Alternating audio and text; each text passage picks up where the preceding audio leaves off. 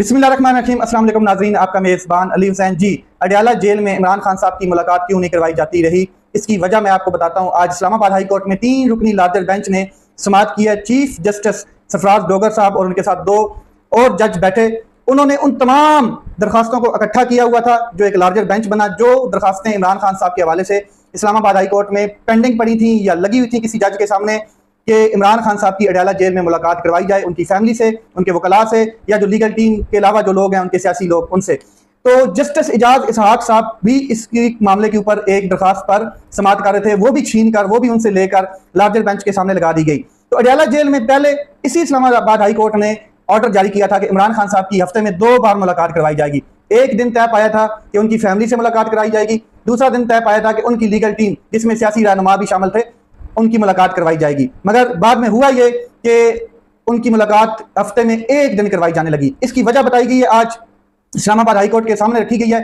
जो वकील पेश हुआ है हुकूमत की जानब से, सुप्रिंटेंडेंट अदालत जेल की जानब से, उस वकील ने बताया है कि असल वजह क्या है। मैं आपके सामने रख देता हूँ। लार्जर बेंच ने समाअत की है। इमरान खान साहब की 20 से ज्यादा दरखास्तें थी जिनके ऊपर आज समाअत हुई है। सिक्योरिटी थ्रेट की वजह से हमने 2 दिन की बजाय मंगल को ही 2 मुलाकातें कर दी थी। एक वजह तो यह बताई गई है, जे रूल्स के मुताबिक सुप्रिंटेंडेंट अडयाला जेल का इख्तियार है कि ऐसी सूरत हाल में रूल्स के मुताबिक सुप्रिंटेंडेंट अडयाला जेल मुलाकात तय करता है।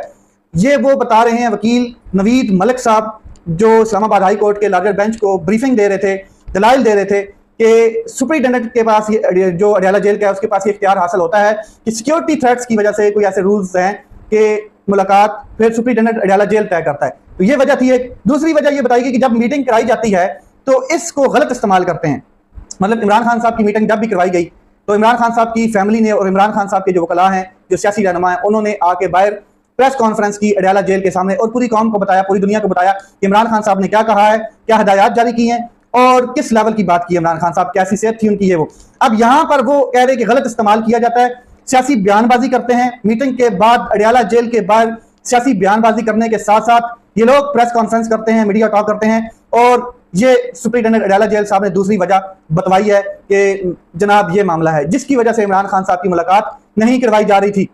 अब मैं आपको बता दूं कि हुआ ये है कि जो सलमान अकरम राजा साहब थे उनके सामने ये चीजें रखी गई। तो चीफ जस्टिस सरफराज डोगर साहब ने कहा कि ये बात तो हम सलमान अकरम राजा से पूछ लेते हैं कि असल मामला क्या है। तो यहाँ पर कायम मकाम चीफ जस्टिस साहब कहते हैं कि आप ये कह रहे हैं कि 2 दिन मुलाकात कराने की बजाय 1 दिन में 2 मुलाकातें करा रहे हैं। शायद मुझे ये अब वकील ना रखना पसंद करें। यहाँ पर शेर मरवत साहब जो हैं उन्होंने अपने लुकमे दिए और इस पर फिर जो शेर मरवत साहब उनको कहा गया कि आप चुप रहें, हम सलमान अकरम राजा साहब जो हैं वो कोऑर्डिनेटर हैं, उनसे हम बात कर लेते हैं, उनसे सुन लेते हैं। यहाँ पर जस्टिस ताहिर अरबाब साहब जो हैं उन्होंने बात की। उन्होंने कहा कि अपील में मंगल और जुमरात की मुलाकात के SOPs तय हुई थी। जस्टिस अरबाब मोहम्मद ताहिर, दिसंबर तक इनकी मुलाकात हफ्ता में 2 दिन करवाई जा रही थी। जनवरी में इमरान खान साहब और बुशरा बीबी सजा याफ्ता हैं और जनवरी में इनकी जो आगे मुलाकातें हैं वो हफ्ते में 1 दिन शुरू होगी शेड्यूल। जेल में सजा याफ्ता होने के बाद स्टेटस तब्दील हो चुका है। ये जनाब मलिक नवीद साहब जो हैं उन्होंने जस्टिस अरबाब मोहम्मद ताहिर से गुफ्तगू के दौरान ये कहा, दलाइल दिए। साथ में उन्होंने कहा कि ये लोग आकर सियासी बातचीत करते हैं बाहर, ये लोग कौम को ब्रीफ करते हैं, इसलिए ये लोग सियासी बातें करते हैं जिसकी वजह से इनको तो अब मुलाकातें नहीं हो पा रही हैं। ये रीज़न है। 98 दरखास्तें इस पर डिसाइड हो चुकी हैं और अगर आप अमल दरामद करते तो 98 दरखास्तें दायर ही ना होती, जस्टिस अरबाब मोहम्मद ताहिर साहब ने कहा। फिर नो मीडिया टॉक, इस फार्मूले पे आई बात और इस्लामाबाद हाई कोर्ट ने इमरान खान की मंगल और जुमरात की जो फैमिली और लीडरशिप से मुलाकात है उसको बहाल कर दिया। साथ में एक बड़ी शर्त आयद की गई है। शर्त यह है कि इमरान खान के कोऑर्डिनेटर जो हैं सलमान अकरम राजा ने उनकी जानब से ये बयान अदालत में रिटन हालत में दिया कि जेल के बाहर मुलाकात नहीं, कोई बात नहीं होगी, कोई प्रेस कॉन्फ्रेंस नहीं होगी, कोई मीडिया टॉक नहीं होगी। ये जनाब शर्त कबूल की गई है। ताकतवर की जानब से ये शर्त थी कि इमरान खान साहब की तस्वीर, इमरान खान साहब की आवाज़ हम बाहर नहीं आने देते। लेकिन ये लोग जो इमरान खान साहब से मिल के आते हैं ये उनका मैसेज लेकर बाहर आ जाते हैं, जिसकी वजह से इमरान खान साहब का ग्राफ और मजीद मजबूत हो जाता है और हमारा जितना प्लान होता है वो बढ़ चुका होता है। हम इसको भी कंट्रोल करना चाहते हैं। और जो चीफ जस्टिस सरफराज डोगर जिस काम के लिए बुलाया गया था इस्लामाबाद हाई कोर्ट में, वो काम करते हुए बखूबी नजर आ रहे हैं। उन्होंने इस शर्त के ऊपर रिटन हालत में एफिडेविट ले लिया है और कहा है सलमान अकरम राजा ने कि हम मीडिया से बात नहीं करेंगे अडयाला जेल के सामने। ये बात असल, यानी कि जो अडयाला जेल के सामने मीडिया की दुकानें हैं वो अब बंद हो गई हैं। फिर एक कारी ज़रब लगाई गई है सहाफ़त के ऊपर, आज़ादी राय के ऊपर। ये कारी ज़रब लगाई है इस्लामाबाद हाई कोर्ट के चीफ जस्टिस कायम मकाम सरफराज डोगर और 3 रुकनी लार्जर बेंच ने। अब आगे चलते हैं। हर बंदा दरखास्त लेकर आ जाता है, मेरी भी जेल से मुलाकात कराई जाए, जेल में मुलाकात करवाई जाए। चीफ जस्टिस साहब ये जेल मुलाकातों की सियासी मकासद के लिए इस्तेमाल करते हैं। वकील सुप्रीडेंटेंट जो है उन्होंने ये बात की। अच्छा जी, फिर मीडिया से टॉक नहीं होगी तो फिर क्या होगा? कोई बात नहीं है।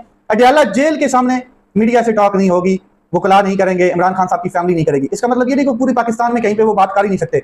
वो फ्लोर ऑफ द हाउस करेंगे, असेंबलियों में बात करेंगे, गलियों में बात करेंगे, उनके पास ट्विटर अकाउंट है उन पे बात करेंगे, सोशल मीडिया उनके पास बहुत मजबूत है उस पर बात करेंगे। इसके अलावा टॉक शो में बैठते हैं पाकिस्तान तहरीक इंसाफ के लोग, वहां पर बात करेंगे। ये कोई बड़ी बात नहीं है। मेन चीज ये थी कि इमरान खान साहब से मुलाकात हो और इमरान खान साहब के जो हालात हैं वो पता चले कौम को, इमरान खान साहब की फैमिली उनसे मिले, उनके बच्चों की बात हो। मेन चीज ये थी। और पाकिस्तान की तहरीक इंसाफ या जो भी लोग हैं उनको इसी के ऊपर फोकस होना चाहिए कि इमरान खान साहब की मुलाकातें जो है वो बहाल हो गई हैं। जो मैसेज है इमरान खान साहब का, उसके लिए इमरान खान साहब का ट्विटर अकाउंट बहुत तगड़ा है और उनकी फैमिली के ट्विटर अकाउंट भी है और सोशल मीडिया बहुत तगड़ा है। आगे चलते हैं जी, ये बात तो तय पा चुकी है। अब अपोजिशन ग्रैंड अलायंस के ऊपर बात करता हूं। अपोजिशन की मुतवक्का ग्रैंड अलायंस की जो सरप्राइज है, इसका मामला चल रहा है कि इसको सदारत कौन करेगा, इसकी चेयरमैनशिप कौन करेगा, इसको लीड कौन करेगा, इस ग्रैंड अलायंस को हेड कौन करेगा। बड़ों की मीटिंग हुई है दोबारा, JUIF पाकिस्तान तहरीक इंसाफ और बाकी जितनी जमातें हैं उनकी दोबारा मीटिंग हुई है। उसमें डिसाइड अभी तक नहीं हुआ है, लेकिन दो जो है वो ओहदे डिसाइड किए गए हैं, उनकी तजवीज़ सामने आई है। एक ओहदा है सदर का और दूसरा ओहदा है चेयरमैन का। अब महमूद खान अचकज़ई साहब और मौलाना फजलुर रहमान साहब इस दौड़ में शामिल हैं। दोनों ही बड़े लीडर हैं। दोनों के लिए ये बात सामने आएगी कि दोनों को कुछ ना कुछ दिया जाए, दोनों की बात सामने रखी जाए, दोनों को प्रोटोकॉल दिया जाए। तो होगा ये कि महमूद खान अचकज़ई या मौलाना फजलुर रहमान, इन दोनों में से एक सदर और एक चेयरमैन इस ग्रैंड अलायंस का बन जाएगा और फिर चीज़ों को आगे लेकर चला जाएगा। फिर इसमें एक और चीज़ भी मैं आपके सामने रख दी गई है, वो भी मैं आपको बता दूं कि तजवीज़ में इमरान खान और दीगर लोगों से, पार्टीज के जितने लोग हैं उनसे मुशावरत होगी। फिर आगे चला जाएगा कि दो ओहदे काबिल कबूल हैं या नहीं है। ग्रैंड अलायंस है, इसके बाद मुतवक्का जो है वो हतमी सूरत इख्तियार होगी इनकी। आगे जो मौलाना साहब हैं उन्होंने कुछ तहफ़्फ़ुज़ात का इजहार किया, वो भी आपके सामने रखते हैं। सिक्योरिटी इजलास पर अपोजिशन का मुश्तरका फैसला ना होने पर मौलाना साहब ने PTI से गिला किया कि रात 1 बजे तक हमें यह बताया गया कि PTI शिरकत नहीं कर रही, कर रही है। तो बाद में मालूम हुआ कि पाकिस्तान तहरीक इंसाफ ने बाइकआउट कर दिया है। तो हमारे लिए फैसला बदलना मुश्किल हो गया। नेक्स्ट ये है कि कोई भी सरकारी इवेंट हो तो इसमें पाकिस्तान तहरीक इंसाफ हमें कंसेंसस के साथ बताए, मुशावरत करे और हमें पहले बताया जाए। हम ये सोच सकते हैं कि अगर पाकिस्तान तहरीक इंसाफ को बुलाया नहीं गया किसी सरकारी मीटिंग में तो हम भी इसके ऊपर सोचेंगे कि हमें वहां पर जाना चाहिए या नहीं जाना चाहिए। इसके बाद एक डिमांड जो है वो बड़ी सामने आई है JUIF की जानब से, मौलाना फजलुर रहमान जो है उनकी जानब से। JUI पाकिस्तान तहरीक इंसाफ मुलाकात की जो मीटिंग है उसकी असल कहानी वो मैं आपके सामने रखता हूँ।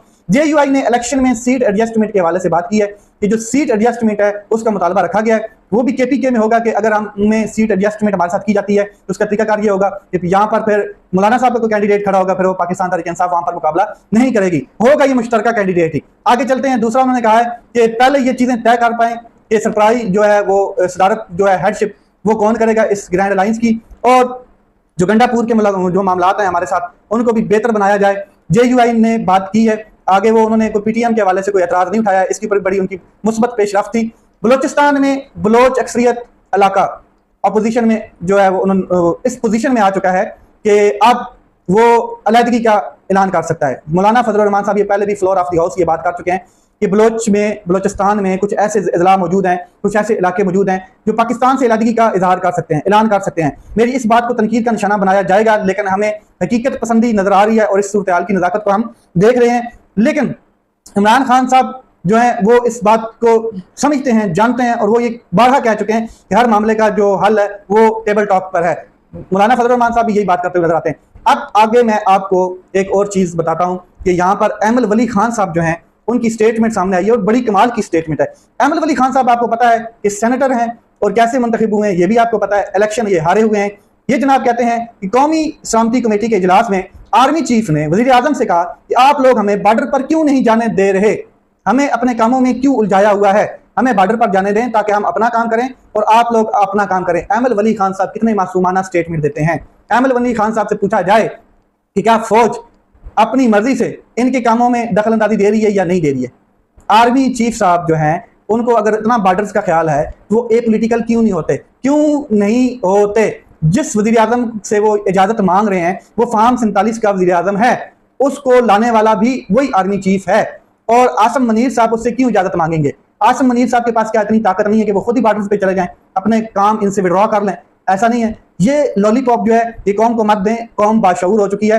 अलबत्ता वो अलग बात है कि आपने कौम को डंडे मार मार के घसीट पसीट के मुकदमे दर्ज करके डरा धमका के काफी खामोश करा लिया थोड़ा बहुत, लेकिन कौम समझदार है, वो जब अपना फैसला करेगी तो 8 फरवरी आपको याद है सबकी जनाजे निकाल देगी कौम अगले इलेक्शन में। अब उसका भी इंतजार करें। अहमद नूरानी साहब के हवाले से बात करनी थी। उनकी वालदा आज इस्लामाबाद हाई कोर्ट में पेश हुई और रोस्टम पर वो अब्दीदा हो गई। जस्टिस इनाम अमीन मिनहास जो है वो उन्होंने समाअत की। 2 दिन के बाद आईजी इस्लामाबाद को उन्होंने तलब किया है, तो ईमान मिजारी ने दलाइल देते हुए कहा कि खुदारा आज ही आईजी इस्लामाबाद को तलब करें, हमें बहुत परेशानी है। साथ में ये भी कहा कि अहमद नूरानी जो है वो एक तहकीकाती सहाफ़ी हैं, उन्होंने आर्मी चीफ के खिलाफ एक स्टोरी ब्रेक की जिसकी वजह से उनके भाइयों को निशाना बनाया गया।